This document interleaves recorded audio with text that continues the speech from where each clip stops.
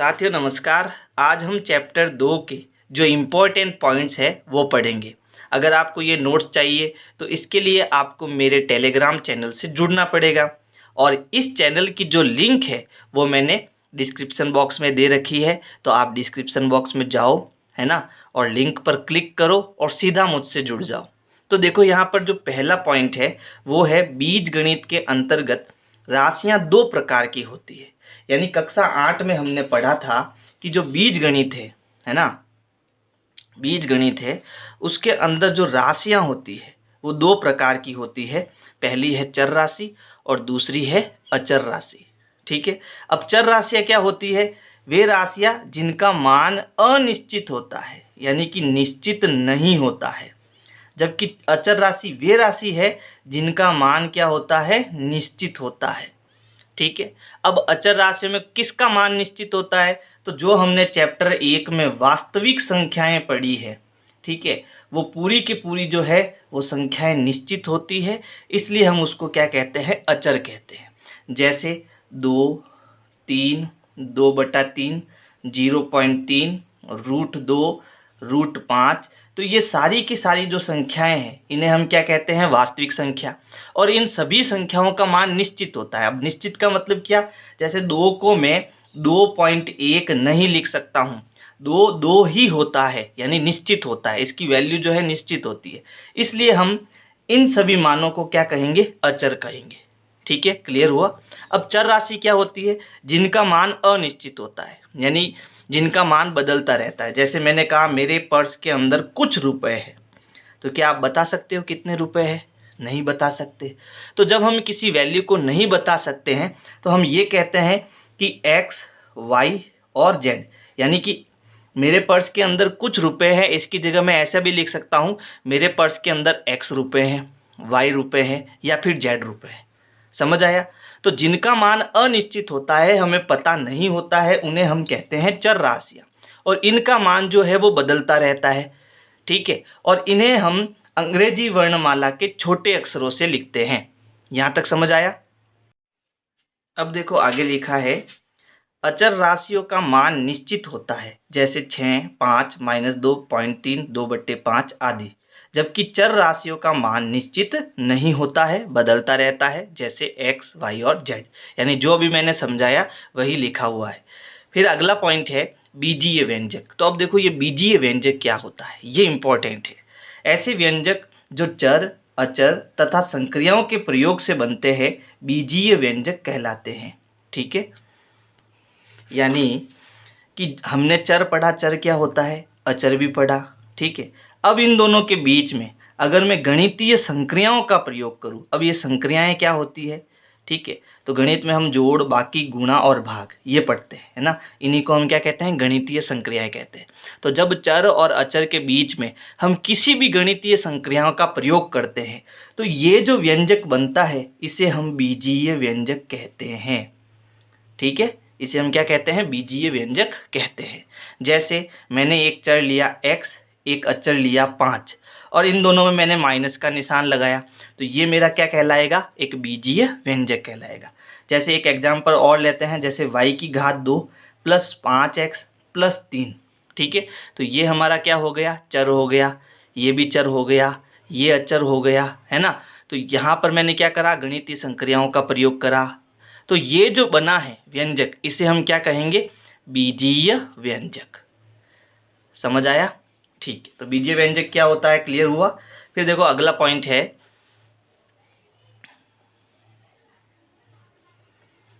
Point है बीजीय व्यंजकों के पदों तथा गुणनखंड का निर्माण। तो यहाँ लिखा है जब बीजीय व्यंजक में प्लस तथा माइनस संक्रिया का प्रयोग होता है तब पद बनते हैं, जबकि गुणा या भाग संक्रिया के से क्या बनता है? गुणनखंड बनते हैं। ठीक है। और यहाँ पर एक एग्जाम्पल दिया है। देखो अब हमें ये तो समझ में आ गया कि बीजीय व्यंजक क्या होता है ना। जैसे यहाँ एक एग्जाम्पल है x⁻2 - 5x + 6, है ना। तो ये क्या है? मेरा एक बीजीय व्यंजक है। अब इस बीजीय व्यंजक में पद कब बनेगा और गुणनखंड का निर्माण कब होगा वो आपको समझना है। तो देखो पद कब बनता है? जब इस बीजीय व्यंजक में मैं प्लस और माइनस संक्रिया का प्रयोग करता हूँ। ठीक है। तो यहाँ देखो, यहाँ माइनस संक्रिया है, यहाँ प्लस संक्रिया है, दोनों जगह प्लस भी हो सकती है, दोनों जगह माइनस भी हो सकती है, ठीक है। तो यहाँ पदों का निर्माण हुआ कैसे, ये देखो, ये पहला पद, ये दूसरा पद और ये तीसरा पद, ठीक है। तो इनके बीच में प्लस माइनस लगने से हमें पता चल गया कि इसमें कितने पद है, 3 पद है ना। अब ये गुणनखंड क्या होते हैं तो इसको समझो। जब इनके बीच में, चर और अचर के बीच में गुणा या भाग संक्रिया का प्रयोग होता है तब क्या बनेंगे, गुणनखंड बनेंगे। अब ये कैसे पता चलेगा, तो देखो पहला पद जो है वो है x की घात 2। x की घात 2 का मतलब क्या होता है, x का x से गुणा, है ना। x की घात 2 का मतलब x का x से गुणा। तो यहाँ पर किसका निशान आया, गुणे का निशान आया। तो इस x की घात 2 के मैंने गुणनखंड किए, है ना। और वो क्या है, x इंटू एक्स। जैसे देखो दूसरा पद है माइनस का 5x, है ना। अब इन दोनों के बीच में कोई निशान नहीं, मतलब गुणे का निशान है। तो अब इसके गुणनखंड करते हैं -5 गुणा x, ठीक है। तो अब क्या बने, ये गुणनखंड बने, क्योंकि बीच में किसका निशान है, गुणे का निशान है। तीसरा पद क्या है, 6 है, तो इसे मैं 6 गुणा 1 लिख सकता हूँ, है ना। तो ये 6 के क्या हो गए, गुणनखंड हो गए। बात समझ आई। तो जब प्लस और माइनस का चिन्ह का प्रयोग होता है तब तो बनते हैं पद, और जब गुणा और भाग चिन्ह का प्रयोग होता है तब बनते हैं गुणनखंड। अब देखो अगला पॉइंट,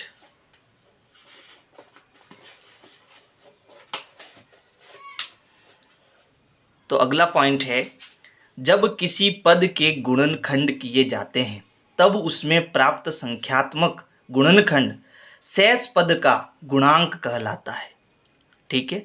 ये बहुत इंपॉर्टेंट डेफिनेशन है, गुणांक समझना क्या होता है।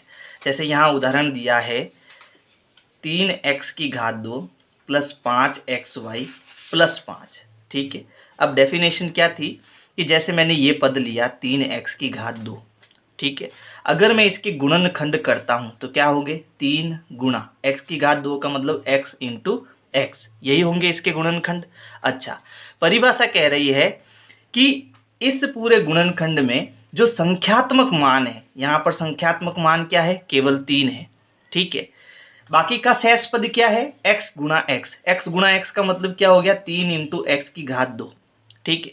तो ये जो संख्यात्मक मान है वो इस पद का क्या कहलाएगा, गुणांक कहलाएगा। समझ आया, ठीक है।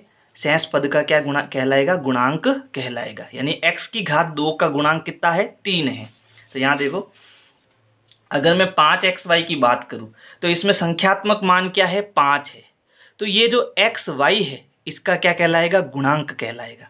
यानी xy का जो गुणांक होगा वो क्या होगा, 5 होगा। अब इसके साथ कोई शेष पद चर नहीं है ना। तो इसके साथ कुछ नहीं है तो इसे हम कहेंगे अचर पद, है ना। जब इसमें चर लगा हुआ नहीं है तो इसे हम क्या कहेंगे, अचर पद कहेंगे। अब अचर पद का गुणांक क्या होता है, 5। यानी जो बच गया वही इसका क्या हो जाएगा, गुणांक हो जाएगा। तो देखो अभी तक हमने क्या क्या पढ़ लिया, हमने पढ़ लिया चर क्या होता है, अचर क्या होता है, फिर बीजीय व्यंजक क्या होता है, ये भी हमने पढ़ लिया, है ना। तो चर और अचर, जब इसमें हम प्लस माइनस गुणा भाग का निशान लगाते हैं और सबका प्रयोग करते हैं तो बनता है बीजीय व्यंजक। अब बीजीय व्यंजक में हमने ये भी सीख लिया पद कब बनता है और गुणनखंड कब बनता है, ठीक है। और अभी हमने सीखा कि ये जो गुणांक है वो क्या होता है। तो ये सारी चीज़ें अभी हमने पढ़ ली है ना। लेकिन अब जो पॉइंट है बहुपद, ये इस चैप्टर का नाम भी है और इसको हमें समझना भी बहुत ज़रूरी है। तो देखो यहाँ लिखा है, एक या अधिक पदों वाला कोई भी बीजीय व्यंजक बहुपद कहलाता है जिसमें चर की घात केवल पूर्ण संख्या हो, ठीक है। तो देखो हमने जो बीजीय व्यंजक पढ़ा था ये कह रहा है कि एक बीजीय व्यंजक लो, मैंने ये बीजीय व्यंजक ले लिया। अब इसमें आप चर को देखो, ये रहा मेरा चर। अगर इस चर की घात, अब देखो ऊपर क्या होती है, घात होती है। क्या इसमें कोई घात लिखी मैंने, नहीं लिखी, तो इसके ऊपर घात कितनी है, 1 है। तो अगर इस चर की घात पूर्ण संख्या है, क्या है, पूर्ण संख्या है, तो ये बहुपद कहलाएगा, नहीं तो ये बहुपद नहीं कहलाएगा।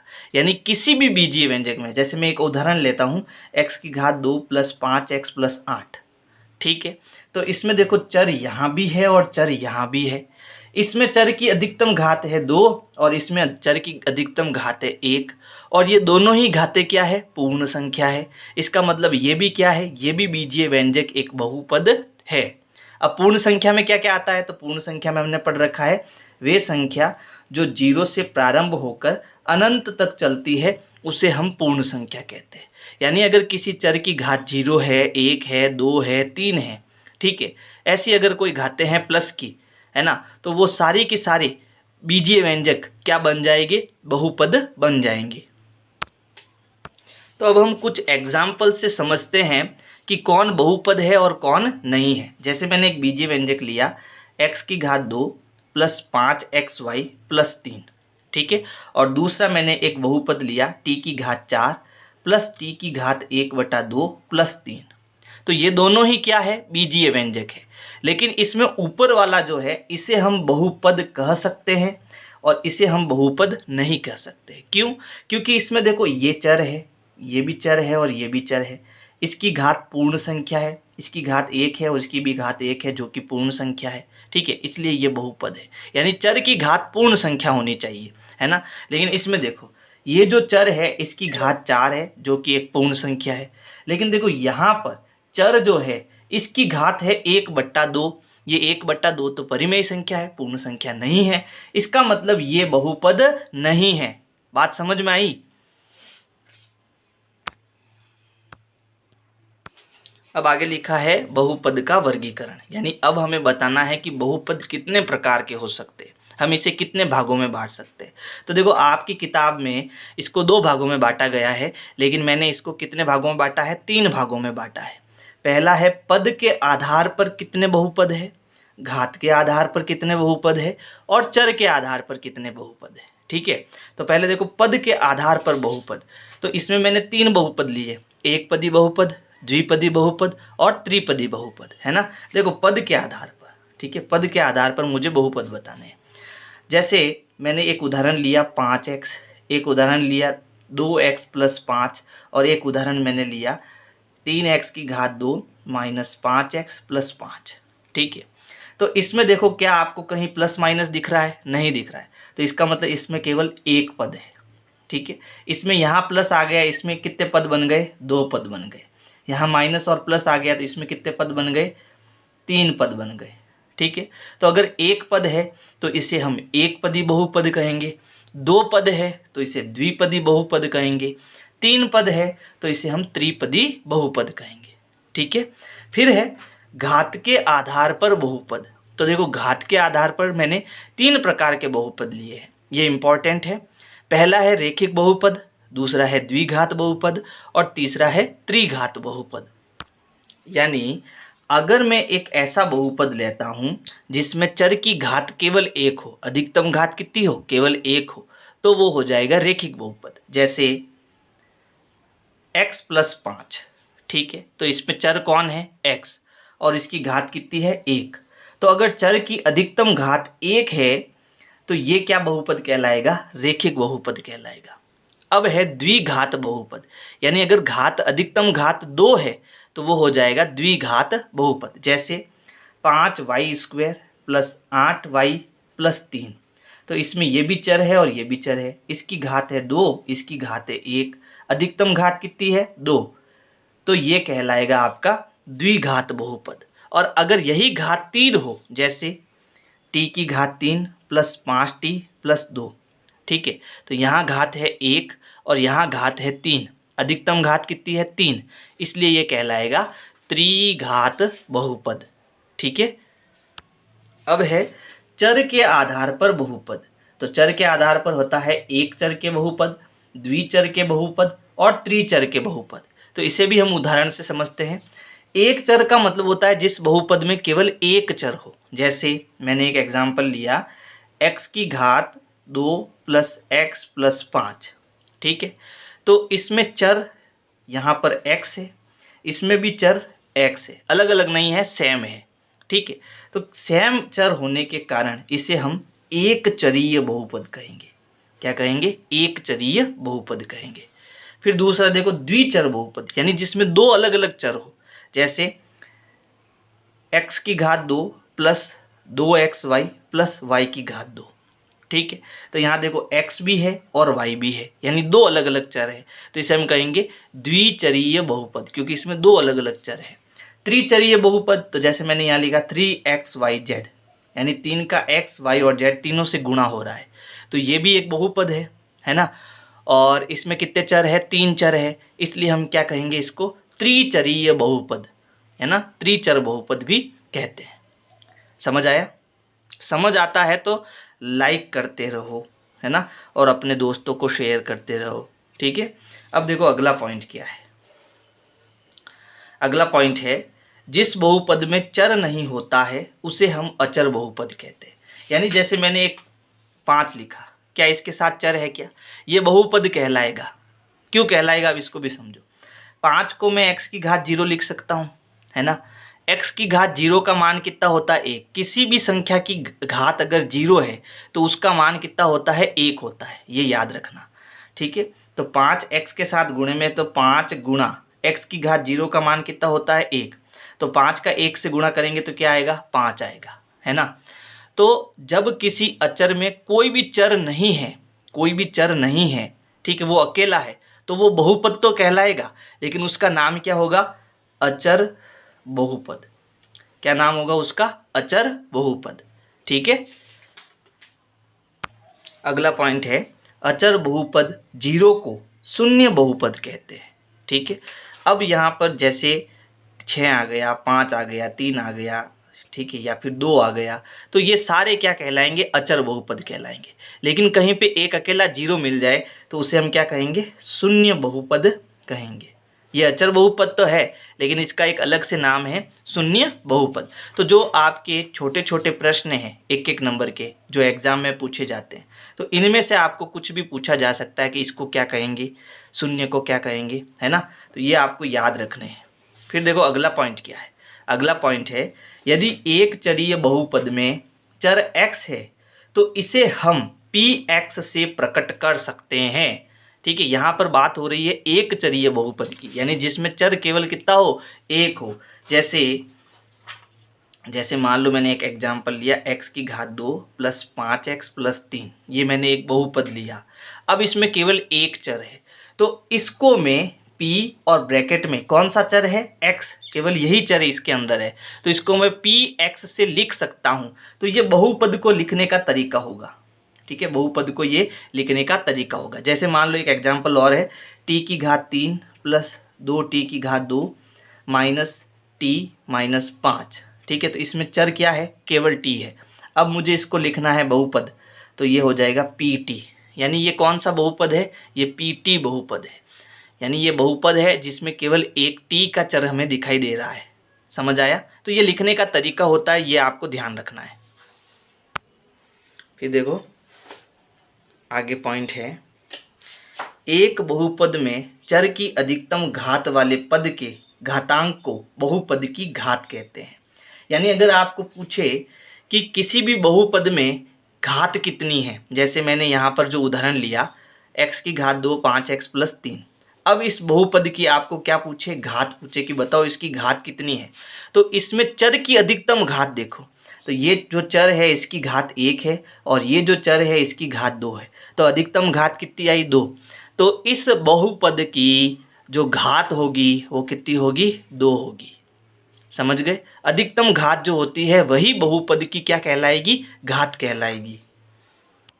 अगला पॉइंट है, एक घात वाले बहुपद को रेखिक बहुपद कहते हैं। अभी मैंने आपको एक एग्जाम्पल सारे बताए थे, रेखिक पद क्या होता है, द्विघात बहुपद क्या होता है, त्रिघात बहुपद क्या होता है, तो मैंने इनकी डेफिनेशन लिखी यहाँ पर, है ना।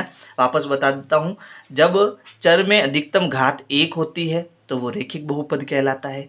जब चर में अधिकतम घात 2 होती है तो वो द्विघात बहुपद कहलाता है। जब चर में अधिकतम घात 3 होती है तो उसे हम त्रिघात बहुपद कहते हैं। अगला पॉइंट है बहुपद के शून्यक। ये इंपॉर्टेंट पॉइंट है, इसको थोड़ा ध्यान से समझना। तो देखो बहुपद के शून्यक क्या होते हैं। किसी बहुपद में चर के स्थान पर वास्तविक संख्या को प्रतिस्थापित करने पर यदि बहुपद का मान 0 आ जाए तो वह वास्तविक संख्या उस बहुपद की क्या कहलाती है? शून्यक कहलाती है। जैसे यहाँ पर एक उदाहरण लिया, एक बहुपद है x की घात 2 माइनस 9। अब इस परिभाषा को समझना ध्यान से, ठीक है। अब शून्य क्या होता है कि अगर इस चर में मैं एक ऐसी कोई वास्तविक संख्या ले लूँ, जैसे मैंने एक वास्तविक संख्या ली 3, ठीक है, और इस बहुपद के अंदर, ये बहुपद किसका है? x का है, ठीक है। अब इस चर के अंदर मैं अगर इस वास्तविक संख्या 3 को रखता हूँ और इस पूरे का मान अगर 0 हो जाता है, तो ये जो 3 है ना, यानी ये जो वास्तविक संख्या है वो इस बहुपद की क्या कहलाएगी? शून्यक कहलाएगी, ठीक है। तो अब मुझे क्या करना है?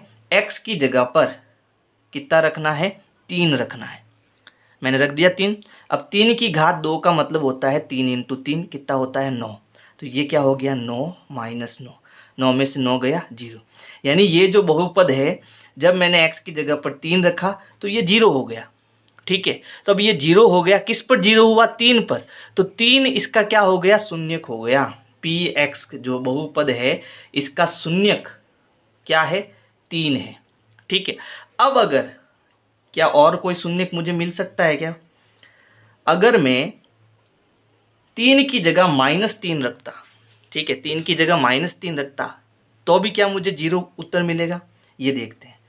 तो -3 की घात 2 का मतलब होता है -3 इंटू -3। तो माइनस इंटू माइनस क्या हो गया? प्लस। 3 का 3 से गुणा क्या हो गया? 9। तो इसका उत्तर क्या आया? 9 माइनस 9। अब 9 में से 9 गया 0। यानी इस बहुपद के मुझे 2 शून्यक मिले, एक तो है 3 और दूसरा है -3।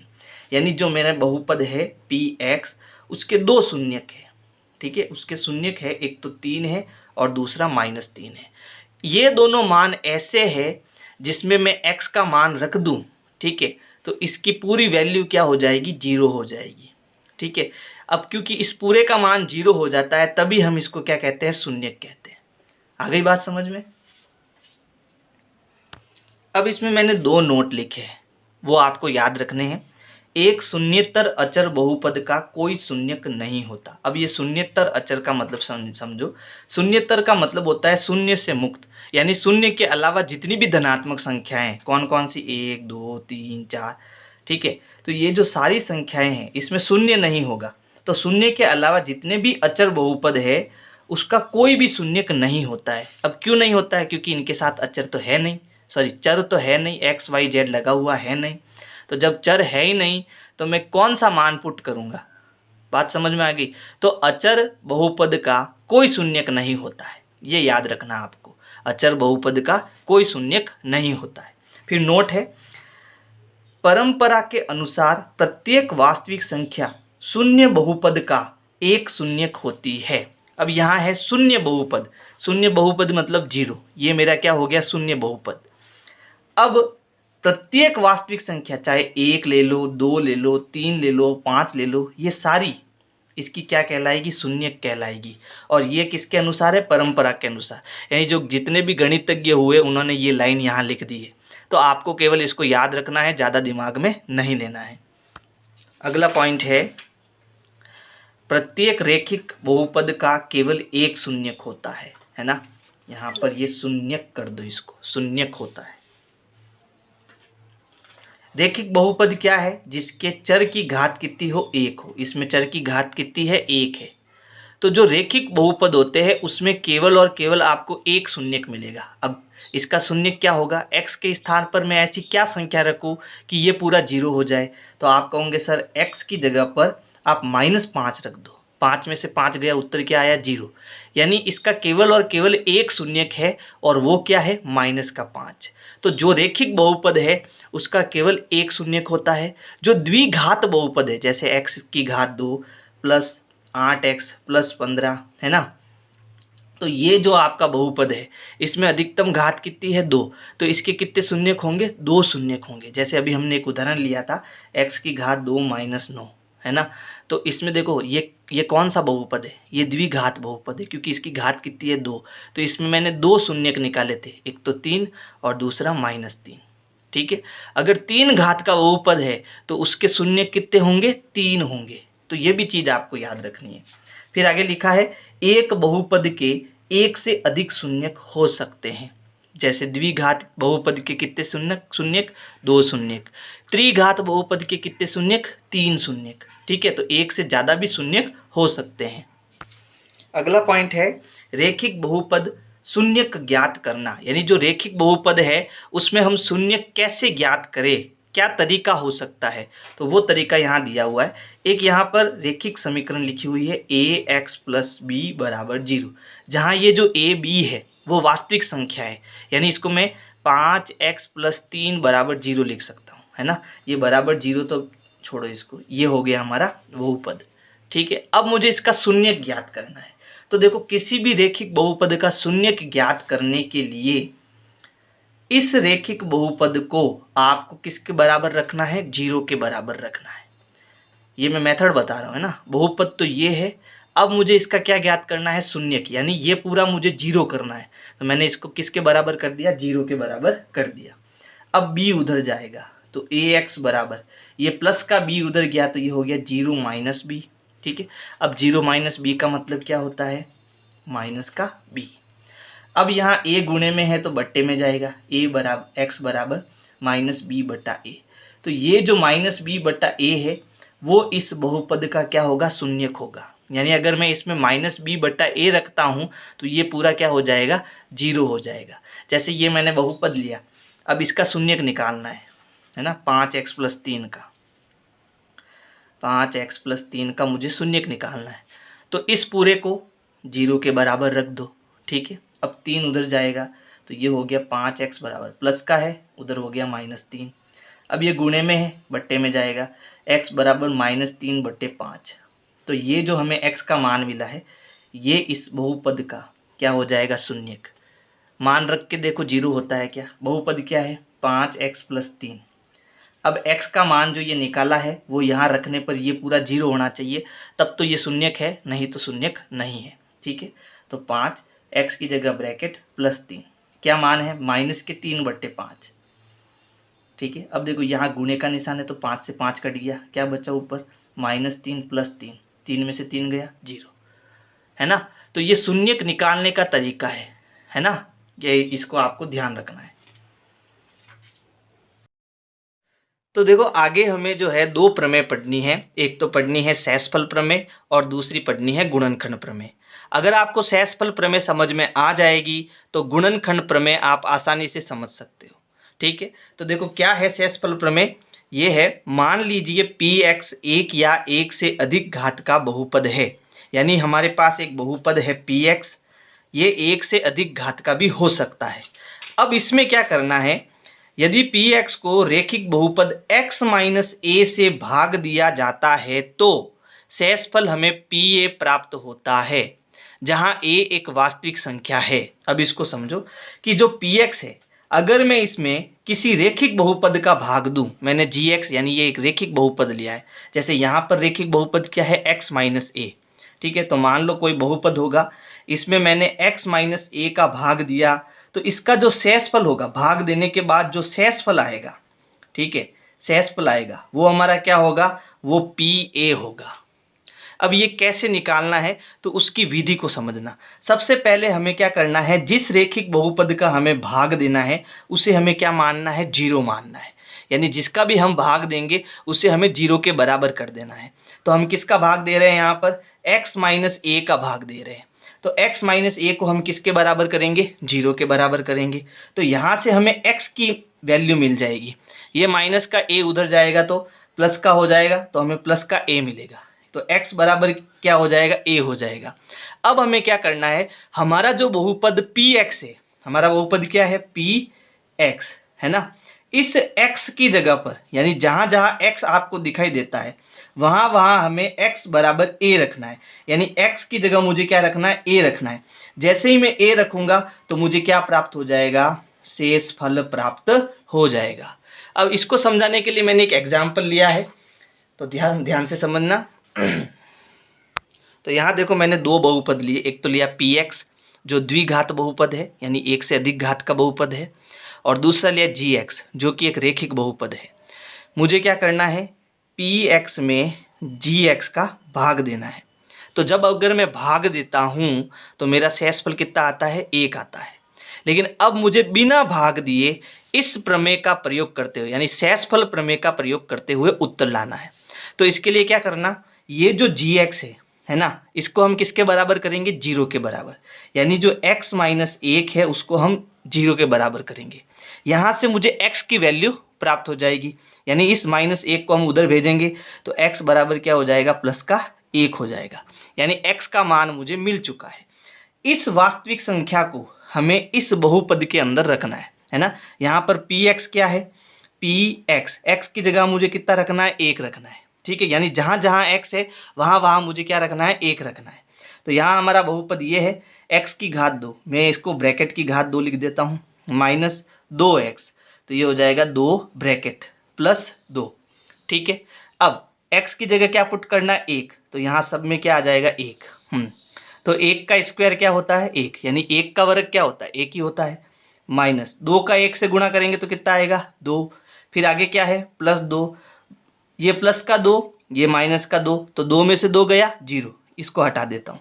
तो शेषफल मेरा कितना आया, 1। ठीक है, तो यहाँ मुझे भाग देने की ज़रूरत नहीं पड़ी, मैंने सीधा शेषफल प्रमेय का प्रयोग करा और मुझे सीधा शेषफल मिल जाएगा, है ना। यहाँ पर मुझे क्या मिल जाएगा, शेषफल मिल जाएगा। यही शेषफल प्रमेय, यानी शेषफल प्रमेय ये कहती है कि यदि मैं किसी बहुपद px में एक रेखिक बहुपद का भाग देता हूँ तो इसका जो शेषफल होगा वो क्या होगा, pa होगा। यानी कि इस बहुपद के अंदर जो मैंने x का मान निकाला है वो रखूँगा तो मुझे शेषफल प्राप्त हो जाएगा। ठीक है, इसमें भी मैंने एक उदाहरण लिया है, तो आप इसका स्क्रीनशॉट ले लो।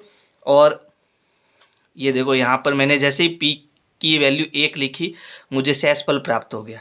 ये यहाँ पर क्या है, शेषफल है। ठीक है, दूसरी प्रमेय है गुणनखंड प्रमेय। ठीक है, अब इसमें क्या है तो इसको समझो। जो गुणनखंड प्रमेय है इसमें मैंने 2 भाग करे हैं। पहला मैंने 9 में जो है 2 का भाग दिया है, फिर 8 में मैंने 2 का भाग दिया है।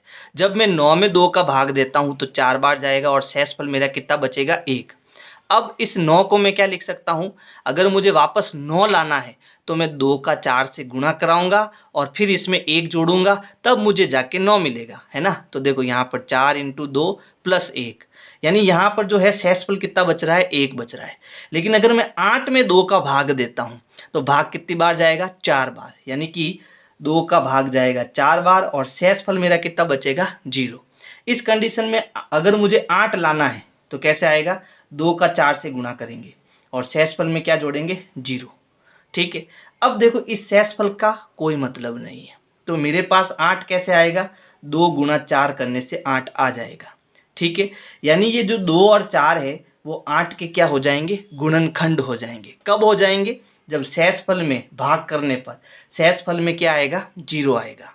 ठीक है, और जब शेषफल में 1 आएगा तब ये दोनों इसके गुणनखंड नहीं होंगे। देख लो, 9 में 4 का भी पूरा पूरा भाग नहीं जाता है और 9 में 2 का भी पूरा पूरा भाग नहीं जाता है। क्यों, क्योंकि शेषफल 1 बच गया इस कारण से। और अगर शेषफल 0 है तो देखो 8 में 2 का भी पूरा पूरा भाग जाता है और 8 में 4 का भी पूरा पूरा भाग जाता है। इसका मतलब है ये दोनों ही इसके क्या है, गुणनखंड है। ठीक है, क्यों, क्योंकि शेषफल हमारा क्या है, 0। यानी सीधी सीधी बात हमें ये समझनी है कि जब हम किसी बहुपद में, यानी कि जब हम किसी px में यानी बहुपद में किसी रेखिक बहुपद का भाग देते हैं, क्या करते हैं, gx का भाग देते हैं, और अगर हमारा शेषफल pa क्या आ जाए, 0 आ जाए।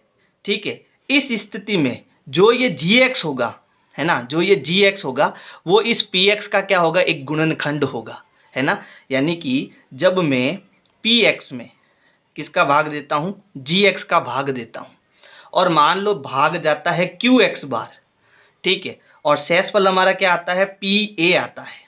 और अगर ये pa हमारा कितना आए, 0 आए, यानी शेषफल कितना आए, 0 आए, तो मुझे px कैसे मिलेगा, तो मुझे ये जो px है वो gx का qx से गुणा करने पर मिलेगा, gx का qx से गुणा करने पर मिलेगा। ठीक है, और शेषफल हमारा क्या होगा, 0 होगा। यानी जब pa हमारा 0 होगा तो ये दोनों ही इसके क्या होंगे, गुणनखंड होंगे। यानी gx भी इसका गुणनखंड होगा और qx भी इसका क्या होगा, गुणनखंड होगा। यही गुणनखंड प्रमेय है। समझ गए। अब इसमें लिखा क्या है वो देखो। यदि px एक या एक से अधिक घात का बहुपद है और a कोई वास्तविक संख्या हो तो पहला पॉइंट है x माइनस ए, यानी कि रेखिक बहुपद। यानी जब मैं px में gx का भाग दूंगा तो ये जो gx है वो यही है ना। तो x माइनस ए px का एक गुणनखंड होगा। कब होगा, जब शेषफल pa हमारा क्या हो, 0 हो। ठीक है। अब इसका उल्टा देखो, दूसरा पॉइंट, जब शेषफल 0 हो यानी pa 0 होता है, फिर यदि x माइनस ए px का एक गुणनखंड हो। ठीक है।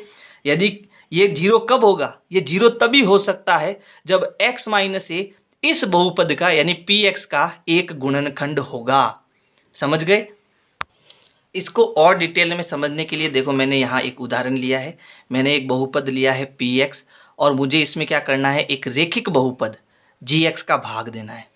तो यहाँ पर देखो मैंने भाग भी दे दिया है। ये भाग कैसे देते हैं मैं आगे समझाऊंगा, लेकिन फिलहाल मैं इस गुणनखंड प्रमेय को समझाना चाहता हूँ, इसलिए ये उदाहरण लिया है मैंने, है ना।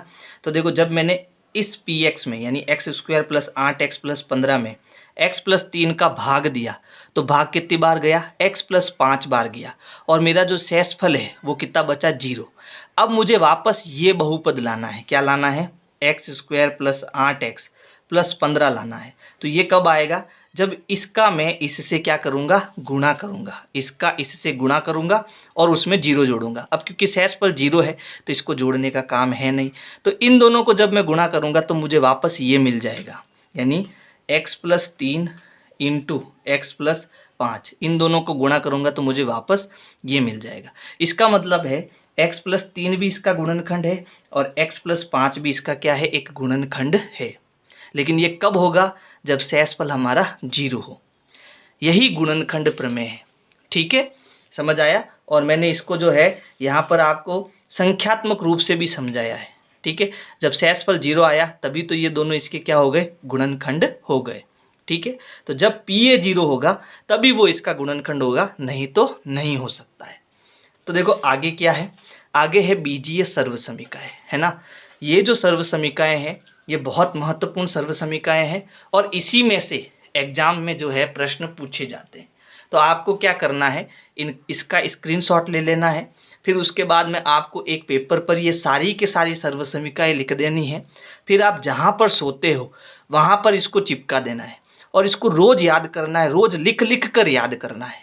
ठीक है, जब ये आपको याद हो जाएंगे उसके बाद ही आप इसके क्वेश्चन अटेंड कर पाओगे। ठीक है, तो आज के लिए इतना ही। अगर मेरी वीडियो पसंद आए तो लाइक करो, सब्सक्राइब करो, शेयर करो, कमेंट करो। Thank you.